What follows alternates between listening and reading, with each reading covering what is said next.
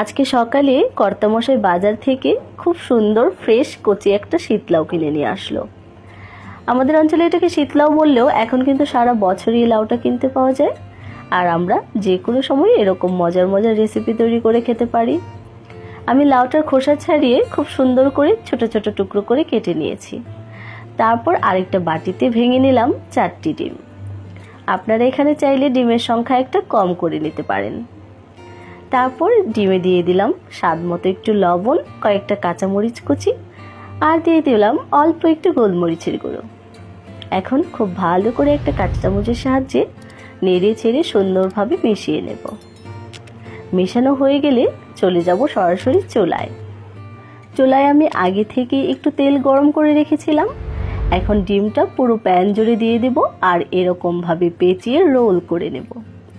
সম্পূর্ণ ডিমটা আমরা এরকমভাবে দেব আর একটা মোটা পুরো রোল তৈরি করে নেব। রোলটা হয়ে গেলে রোলটা একটা প্লেটে তুলে রাখবো এবং একটা পাতিলে দিয়ে দেব 2 টেবিল চামচ পরিমাণ কুকিং অয়েল। তেলটা গরম হয়ে আসলে দিয়ে দেব 1 টেবিল চামচ পরিমাণ রসুন কুচি। রসুনটা একটু বাদামি করে ভেজে নেব আর দিয়ে দেব হাফ কাপ পেঁয়াজ কুচি। পেঁয়াজ রসুনটা একটু ভেজে নিয়ে তারপর আমরা দিয়ে দেব অল্প পানি। পানিটা অ্যাড করে আমরা মশলা দেব। প্রথমেই দিয়ে দেব স্বাদ মতো লবণ, হলুদের গুঁড়ো হাফ চা চামচ, মরিচের গুঁড়ো হাফ চা চামচ এবং ধনের গুঁড়ো দিয়ে দেব হাফ চা চামচ, আর অল্প দিয়ে দেব জিরের গুঁড়ো।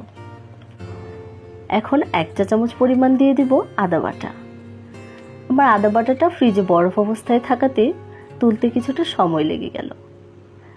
অল্প পরিমাণ পানি দিয়ে নেড়ে চেড়ে মশলাটাকে কিছুক্ষণের জন্য কষিয়ে নিতে হবে এবং অপরদিকে আমরা যে ডিমের রোলটা তৈরি করে রেখেছিলাম সেটাকে একটা ছুরির সাহায্যে ছোট ছোট টুকরো করে কেটে নেব।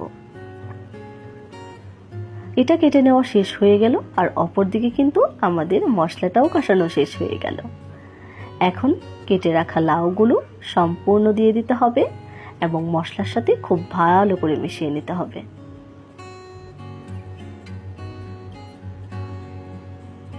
মশলাটা মিশিয়ে ঢেকে রান্না করতে হবে 10 থেকে 12 মিনিট। দেখুন আমি মিডিয়াম হিটে 10 মিনিট রান্না করাতে লাউ থেকে কিন্তু প্রচুর পানি উঠেছে আর লাউটা 80% সেদ্ধও হয়ে গিয়েছে। এখন কেটে রাখা ডিমের টুকরোগুলো দিয়ে দেব আর অ্যাড করে দেব কয়েকটা কাঁচামরিচ। সেই সাথে অল্প গরম পানি দিয়ে রান্না করে নেব আরও 8 থেকে 10 মিনিট।